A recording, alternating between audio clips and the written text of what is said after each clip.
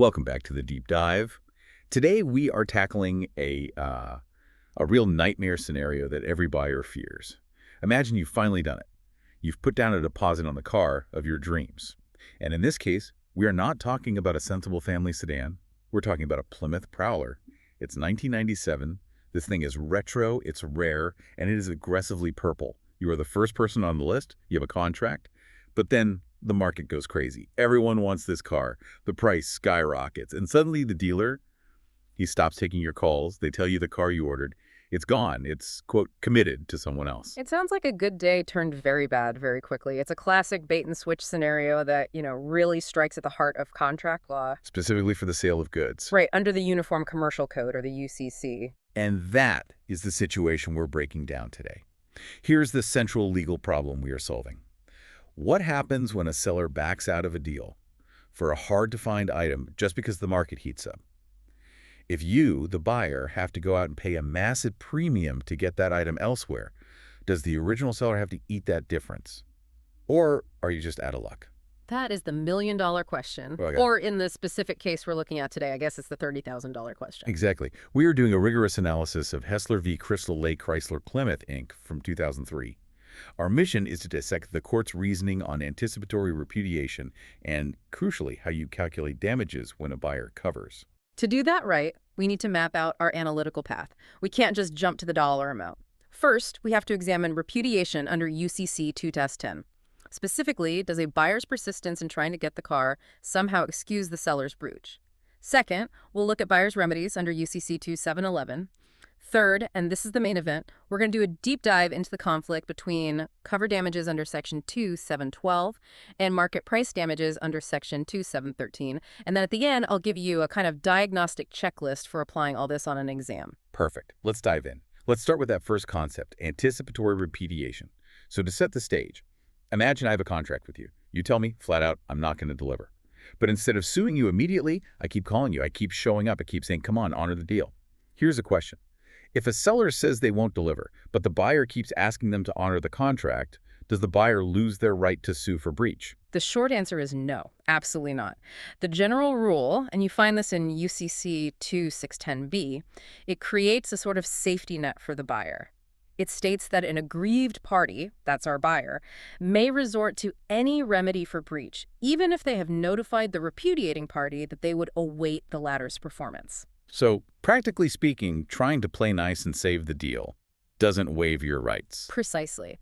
The policy here is that a willingness to proceed doesn't excuse the repudiation. The law actually wants to encourage people to try to save the deal without the fear that they're accidentally giving up their right to sue if it all falls apart. That makes sense. Otherwise, you'd have to sue instantly. You would. It would clog the courts. So let's apply this to our case facts in Hessler with a very specific timeline here. In September, the dealer, a man named Rosenberg, tells Hessler flat out he won't sell him the car. He says it's committed to someone else. Right. And that is a clear repudiation. He's stating a very clear intent not to perform. But Hessler doesn't just walk away and sue. He refuses to accept this. In October, he actually attends a coming-out party for the car at the Hard Rock Cafe. He's acting like he's still in the game. Then he goes to the dealership on October 25th and demands delivery again. And the defendant's argument was that because Hessler wanted to wait and kept asking, there was no actual breach back in September. They tried to use his patience against him. They did. They claimed there was no finalized breach because he wouldn't take no for an answer. So let's apply the rule. Did Hessler's persistence waive the breach? No, it did not. Applying UCC 2-610b, Hessler's demand for performance is, well, it's irrelevant to the existence of the breach. The statute creates an explicit safe harbor.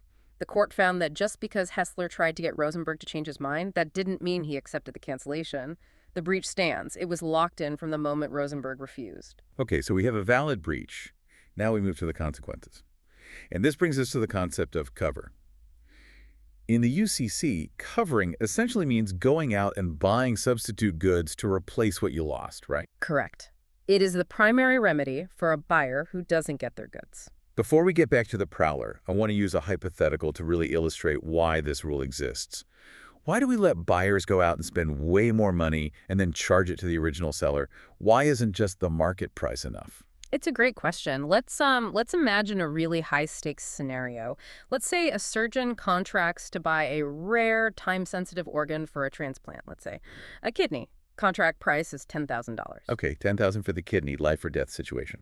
Now imagine the supplier repudiates, they breach, just hours before the surgery. The surgeon is in a terrible bind. They can't shop around for the best market price. They can't, browse for a deal. They have to call an emergency courier who charges $50,000 for the only other available matching kidney in the state. So the price just jumped from 10 grand to 50 grand instantly because the urgency and scarcity. Right. Now, if the law only gave the surgeon the market average of kidneys, let's say that's usually $12,000, the surgeon gets $2,000 in damages. That's the difference between the contract and the average market. But they spent $50,000, they're out $38,000. And the patient might not have made it if they hadn't paid. Exactly.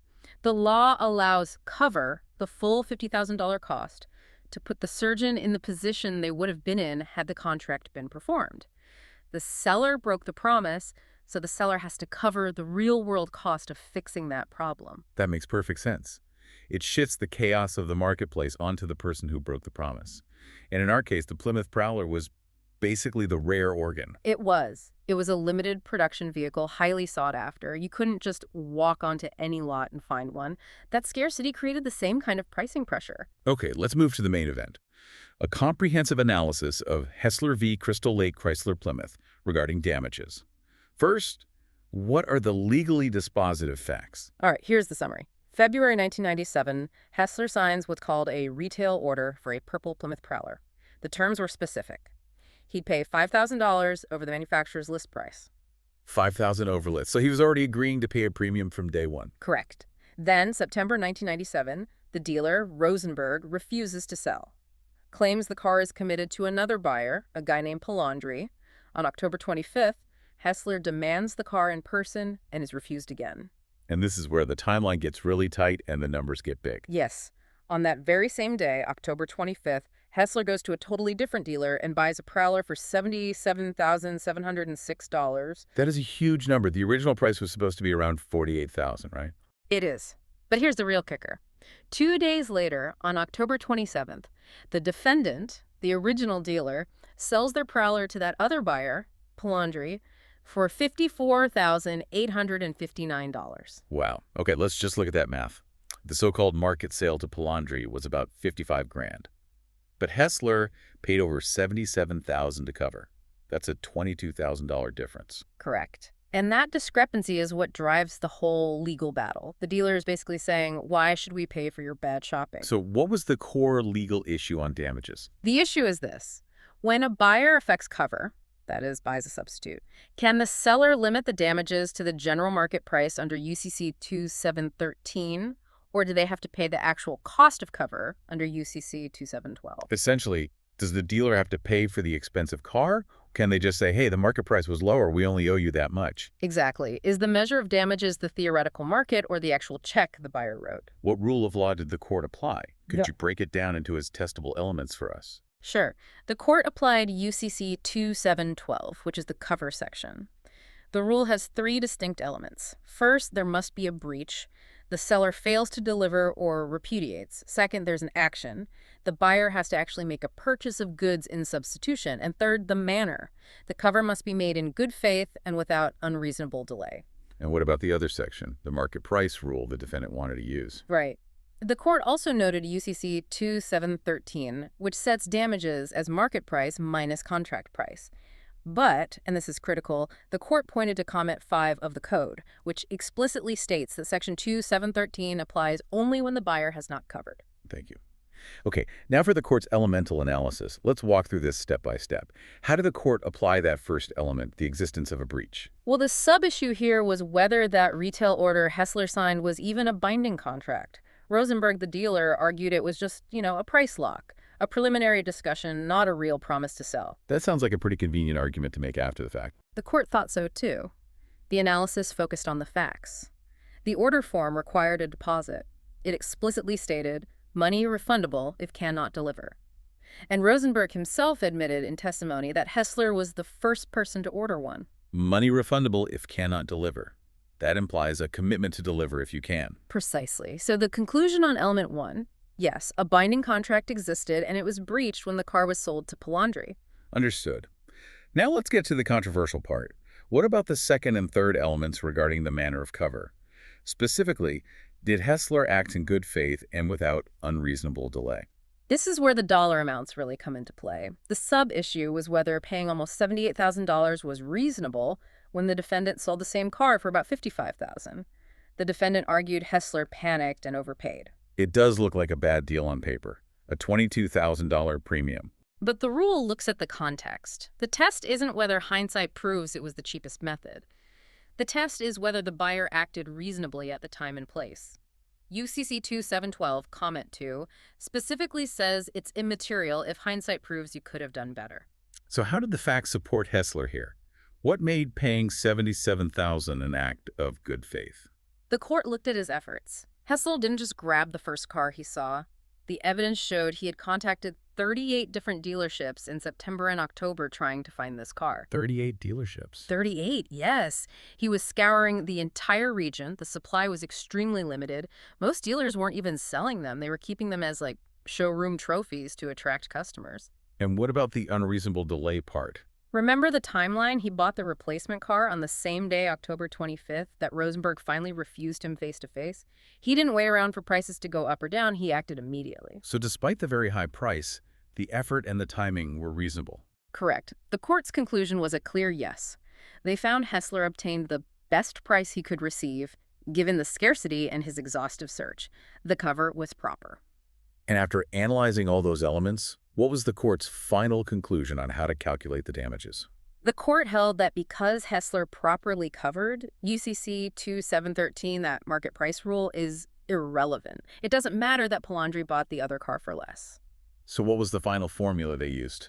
The holding is that damages are calculated under UCC 2712. That is the cost of cover, which was $77,706, minus the contract price, which was about $47,853. And the final award was? Hessler was awarded $29,853. This put him in the exact position he would have been in. He got his car, and effectively, he paid the net price he originally agreed to. A really powerful lesson in how the code protects a buyer's expectation.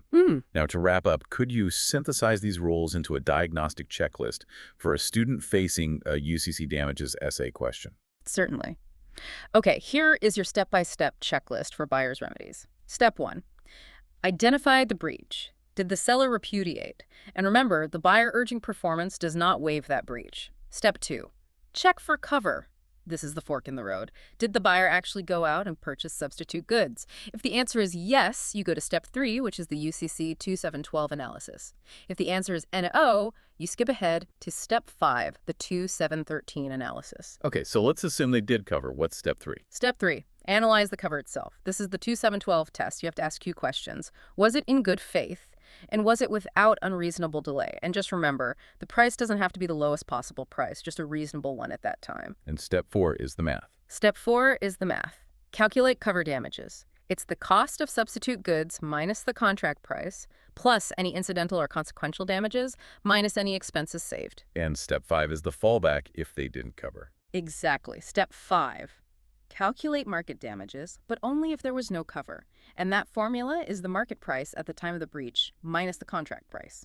The golden rule here is, if the buyer covers properly, 2712 always trumps 2713. That is crystal clear. To wrap this up, I want to leave you with a final provocative thought. We saw how this rule protected Hessler when prices spiked. But imagine the inverse. If Hessler had waited 2 weeks and prices for prowlers suddenly dropped, could the dealer have forced him to accept the lower market damages? Or is the cover rule a one-way street that always benefits the buyer? That's a tricky area. A very good question. I'd encourage you to review UCC 2712 comment 2. It turns out good faith is a very strong shield, but its application can get complicated when the market moves the other way. That's it for this deep dive into the prowler problem. Thanks for listening.